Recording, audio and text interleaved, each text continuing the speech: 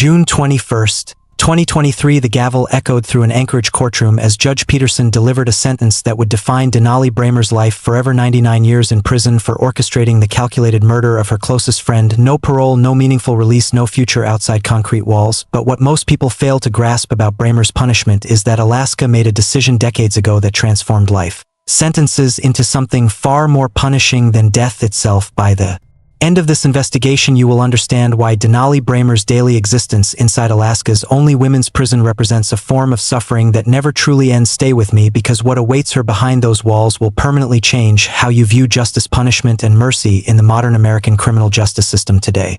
Judge Peterson's remarks during sentencing revealed the full weight of what Alaska had just witnessed: a crime not driven by rage or desperation, but by planning, patience, and profit. This was a murder arranged like a transaction. Denali Brehmer did not lash out in a moment of chaos. She designed the outcome step by step, selecting the victim, assembling accomplices, and executing the plan with chilling precision. The court reviewed footage showing 19-year-old Cynthia Hoffman lying bound and helpless near Thunderbird Falls, her final moments preserved in video form. The judge later described it as among the most disturbing evidence he had encountered in his career. What elevated this case beyond ordinary brutality was the relationship between the two women. Cynthia Hoffman was not a stranger. She was not an enemy. She was a trusted friend. Cynthia lived with a cognitive disability that placed her emotional development years behind her actual age. Those closest to her described her as gentle, trusting, and eager to please. Her father believed Denali Brehmer was her protector, someone Cynthia relied on more than anyone else. That trust became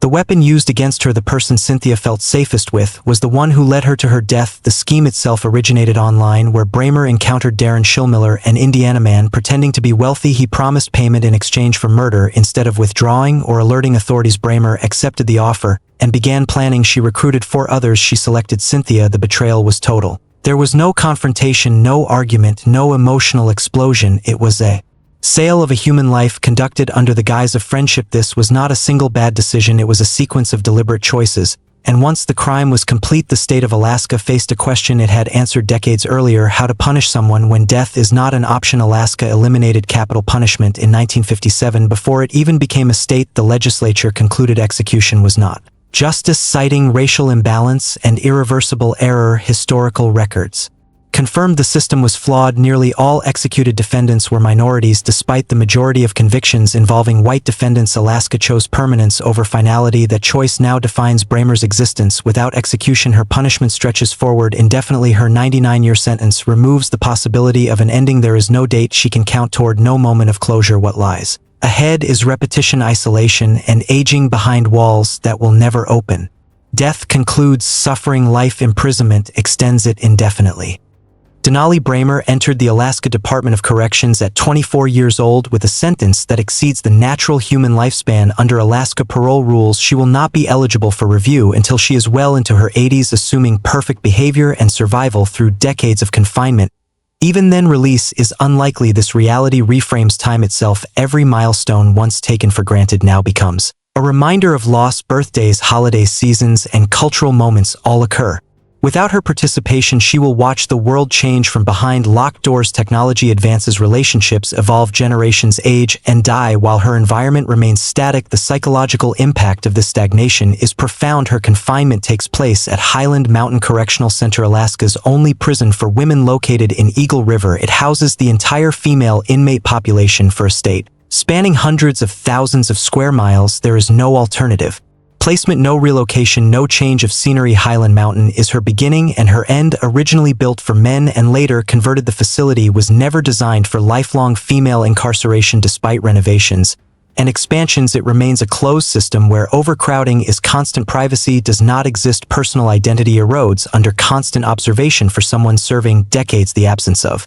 anonymity becomes suffocating. Everyone knows her story. Guards, inmates, and staff are all aware of why she is there. Her crime violates the unspoken moral code. Even within prison walls, harm against the vulnerable occupies the lowest rung in inmate hierarchy. That stigma follows her into every interaction. Meals, recreation, work assignments, and shared spaces all become arenas of silent judgment. Hostility manifests through isolation, avoidance, and whispered commentary. There is no escape from reputation. Inside a population that small, the environment itself reinforces psychological Deterioration daily routines are fixed, lights activate at predetermined hours, meals arrive through slots, conversations are monitored, movements are restricted, even the outdoors offers no relief. Razor wire towers and fences frame distant mountains that symbolize freedom without granting access. Alaska's extreme climate compounds the effect. Winter darkness dominates the calendar. Seasonal depression becomes endemic. Time loses meaning when days blur together without variation. Years collapse into routine. The human mind was not designed for decades of sameness. The longer confinement continues, the more adaptation replaces resistance. Survival becomes mechanical. Emotional numbness sets in. The person who entered no longer exists in the same form. As Bramer ages inside Highland Mountain, the consequences of long-term incarceration deepen. Physical decline occurs under institutional control. Medical care is administered by the system, not chosen by the individual. Privacy dissolves as health concerns are documented, observed, and approved by staff. Chronic conditions develop. Mobility decreases. Independence disappears. The dignity of self-determination erodes year by year. Mental health resources remain limited despite overwhelming need. Access to meaningful psychological treatment is scarce. Depression, anxiety, and unresolved guilt often go untreated. In Bramer's case, the weight of her actions compounds with the knowledge that time will not heal her circumstances. Education and vocational programs exist, but their promise rings hollow. Skills learned have no practical future outside the facility. Achievement becomes symbolic rather than transformative. Progress lacks purpose when reintegration is unlikely. Relationships outside prison deteriorate. Visits become rare as family members age, relocate, or pass away. Conversations occur through glass under supervision. Bonds weaken. Memories replace connection. The outside world becomes an abstraction rather than a destination. What remains is endurance, not rehabilitation. Alaska's justice system emphasizes accountability over closure. Bramer's sentence ensures she will witness the consequences of her choices every day for the rest of her life.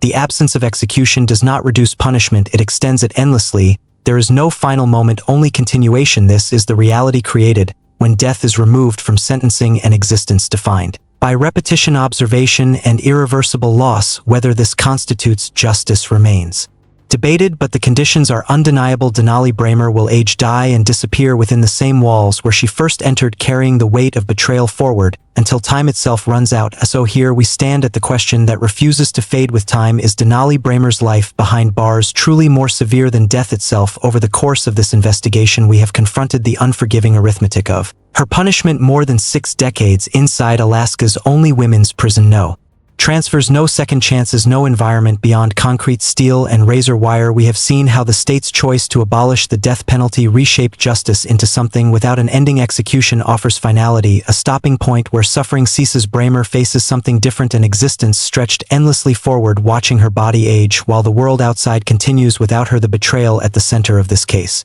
remains almost impossible to comprehend. A young woman with a learning disability placed complete trust in her closest friend, and that trust was sold for money to a stranger online. Such calculated cruelty challenges our assumptions about mercy, responsibility, and punishment. Perhaps a crime like this demands accountability that never concludes, or perhaps justice should never resemble slow psychological erosion. That question now belongs to you. Has this examination of Bramer's daily reality altered how you define justice? Do you believe life imprisonment in Alaska's system is a harsher sentence than execution ever could be? Share your thoughts in the comments and join the discussion below, because regardless of where you stand, one truth is unavoidable: Denali Brehmer will never walk free. Every morning she wakes behind locked doors knowing she erased another person's future.